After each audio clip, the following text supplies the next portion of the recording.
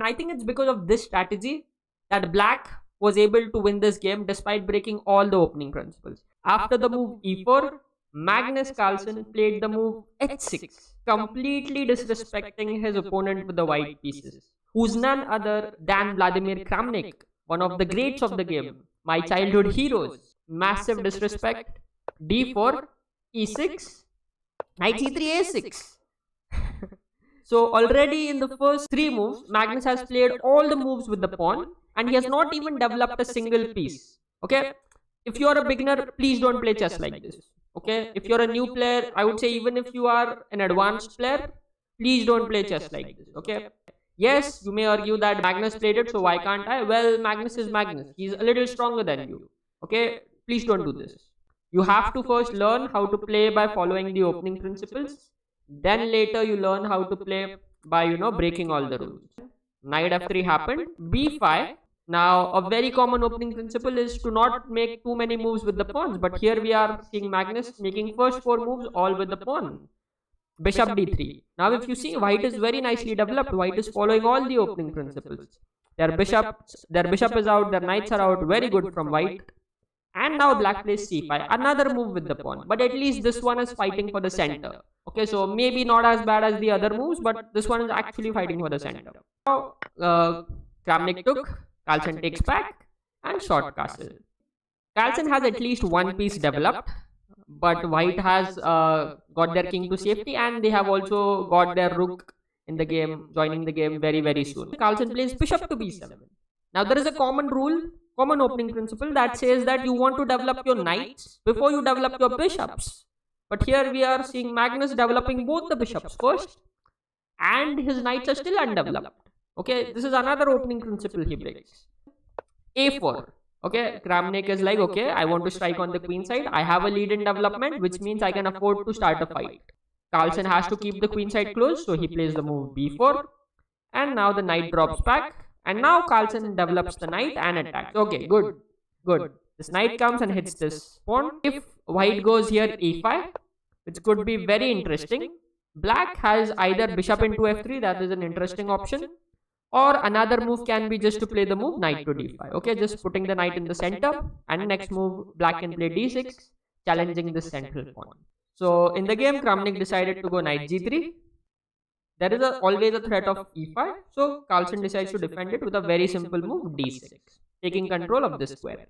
Kramnik plays queen e2, knight d7, developing the knight by Magnus, and a5. Now this is a very nice move. It kind of fixes this weakness on a6. Okay. Now if let's say whenever the black rook moves, they are going to lose this pawn. Carlsen decides to develop his pieces, queen to c7. And white plays the move bishop to d2. Now, one of the ideas can be to play c3 and strike at this pawn, and also at the same time get his rook on the open file. Okay, this could be a very nice idea. And all of a sudden, you're seeing that Carlsen's position may get a little bit into trouble. But in this position, Carlsen finds a very nice move by breaking another opening principle. Okay, you would expect that Carlsen is gonna castle. Okay, this is what you're taught, like castle, keep your king safe, get your rook into the game. But no, what Carlsen does, he breaks another opening principle because he thinks he can attack the white king, so he plays the move h5, and all of a sudden this pawn is just going to go all the way, march all the way and try to attack this king. Okay, but here Kramnik plays the move bishop to g5, stopping this h4 advance. A very typical idea. The knight jumps in the center. Kramnik chops off. Carlsen takes. Exchanges happen. Bishop f6, gf6, and now Kramnik decides to take the free pawn that is here. Okay, which was a weakness. Knight into h5. Did Magnus not see that he was losing this free pawn? And now not only he can castle here, he cannot even castle here because after he castles here, he would lose this pawn. Did Magnus not see this? Well, it's not the case. Magnus saw this and he decided to play the move here, king to e7. Now this king protects this f6 pawn, and his way of developing the rooks is really crazy now. Okay, like the white knight now drops back to g3 because you don't want to keep the queen overloaded, keeping an eye on the knight. So white decides to drop back with the knight, and Magnus plays the move rook h4, h3, rook g8. So suddenly, from what it looked like 2 moves ago, it looked like these rooks, how are they ever gonna come into the game? Magnus has just, with the move king e7, he's just got his rooks on the best possible square.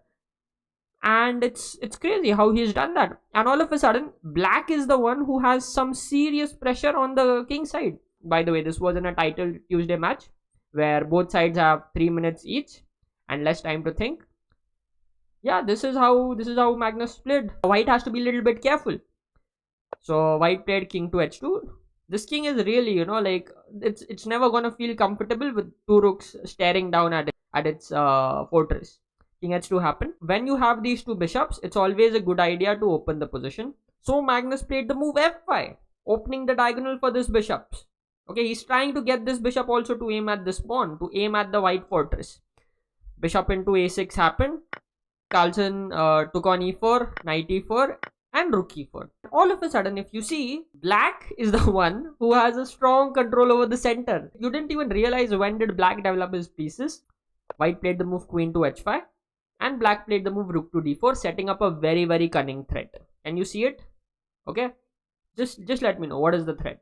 Okay, if you want, put it in the comments. Okay, I'll soon reveal it. So now here the best move for white is to drop back this bishop and try to push this pawn and get some counterplay. Black can play e4 check, king h1, queen e5, centralizes queen. But somehow after white's best choice would be to get rid of this queen by, let's say, giving a check, and yeah, just getting rid of the queen like this. And this position is somewhat equal. Black's pieces are very active, but this is an endgame. White has an extra pawn, so that more or less makes up for black's active pieces.